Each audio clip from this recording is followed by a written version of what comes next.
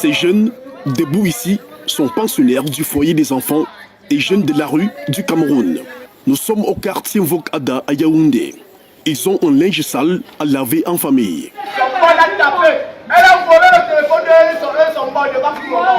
Sous l'encadrement d'un ancien enfant de la rue, ces enfants qui viennent de la rue arrivent au foyer, chacun avec son lot de problèmes, cause de son départ de la maison familiale, sont réinsérés dans la société.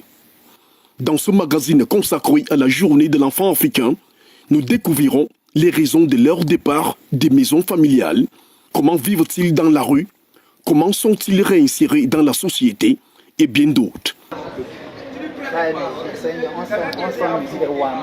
Fabrice Fangoma, 27 ans, est un ancien enfant de la rue qui a été retiré de ce milieu et réinséré dans la société par un prêtre.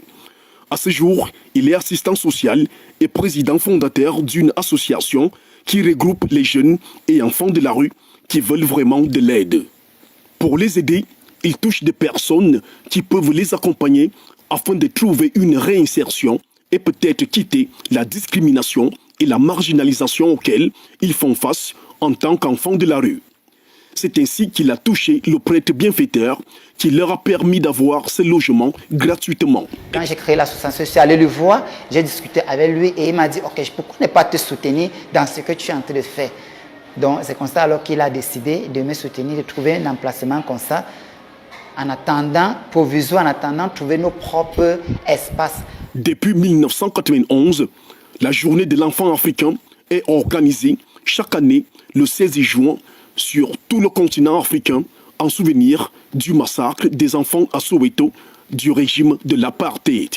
Lequel massacre, nous voyons encore aujourd'hui les enfants tués dans la crise sociopolitique du Nozo et d'autres abusés et négligés par leurs parents. Je fais mes parents parce que avec les petits points, mon père ne voulait pas me mettre à l'école. Chaque jour, il me tournait et disait qu'il va prendre la fille de renseignement à l'école. Mais dès qu'il part, j'avais mon cri, après finalement il avait abandonné. Il restait à la maison tous les jours, il ne partait pas à l'école. Mais dès que je suis venu au foyer. Wilfried Kounou Awono est âgé de 15 ans. Comme lui, cette jeune fille, 21 ans d'âge, et mère d'un enfant, a aussi un problème avec son père, bien que celui-ci soit son beau-père, le mari de sa mère. Chaque fois, quand il rentrait du travail, peut-être que nous voyons tous nous sommes couchés à la maison, on dort. La nuit, quand il rentre la nuit, il vient, il me réveille. Comme ma mère dort déjà. Il est en train de me violer 3 fois. J'ai refusé ça. Je voulais que dire à ma mère ne croyait pas, un jour ma mère l'a attrapé. Les problèmes de Jean-Pierre Salomon, 17 ans, et Laurentine Florence Abomon, 18 ans, sont tout autres. Bon, je me suis retrouvé dans la rue à l'âge de 6 ans. Donc ma situation dans la maison était difficile. La pauvreté, le chômage, ma mère n'arrivait pas à payer ma pension. J'ai refait 3 ans sans fréquenter là-bas. Je me suis retrouvé dans la rue. Il me rappelle à 5 ans, c'est là où je connais le marché là-bas.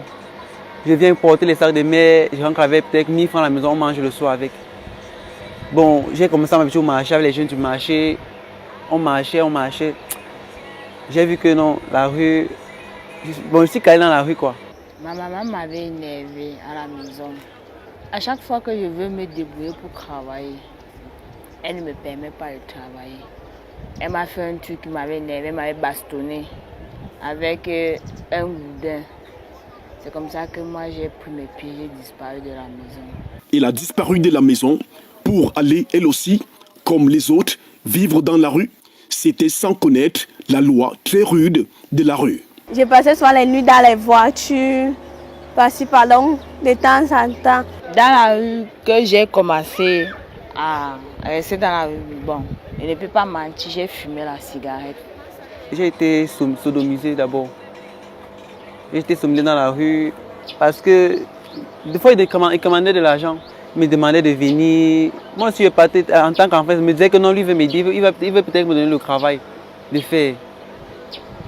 Mais ça s'est passé comme ça s'est passé. J'ai fait ma bouche, il m'a menacé avec un outil.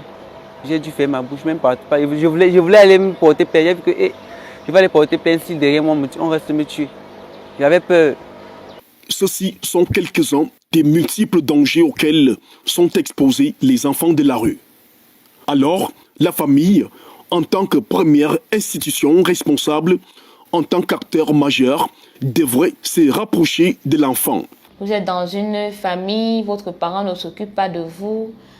Tous les efforts que vous faites ne sont pas félicités. Tout ce que vous faites est mal. Même quand vous faites bien, là, on ne note pas. Le parent est celui-là qui note seulement quand l'enfant fait du mal.